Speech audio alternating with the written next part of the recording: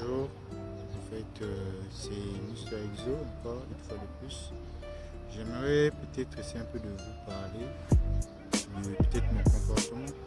Peut-être qu'il y a beaucoup de gens qui se disent bon voilà, Mr. Exo, il n'a pas souvent l'habitude de parler.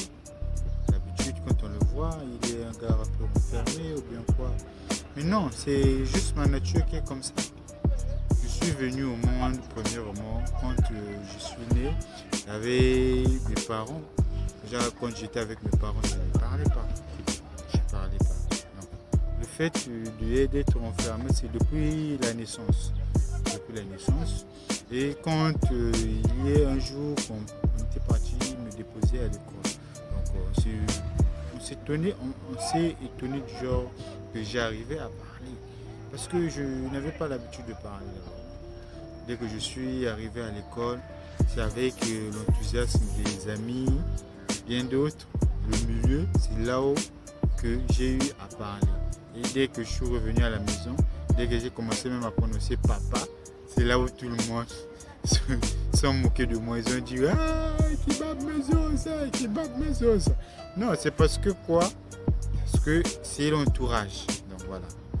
Donc à force d'être avec les gens qui parlent à chaque fois, c'est là où j'ai pu avoir. Donc côté langue, j'aimerais peut-être vous dire que j'ai pas souvent l'habitude.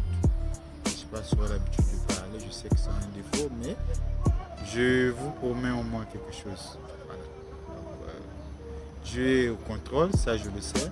Et pratiquer parce que ne me suivez pas comme peut-être modèle. Parce que pour moi, quand je vous vois que vous avez du talent. Parce que quoi? Passer devant un spectacle et parler, ce n'est pas facile. Ce n'est pas facile. Donc voilà. Donc, je vous encourage. Parce que quand vous apprenez, n'ayez pas peur. N'ayez pas peur de poser des questions. N'ayez pas peur de chercher, de vouloir connaître. Parce que chaque jour, à tous ceux qui apprennent la langue anglaise, n'ayez pas peur. Car c'est en affrontant vos peurs que vous réussirez. Parce que dès lors que tu te dis que aujourd'hui, ce que je peux faire aujourd'hui, tu le remets à demain, tu ne le feras jamais. Donc, essaie un peu de te concentrer sur toi.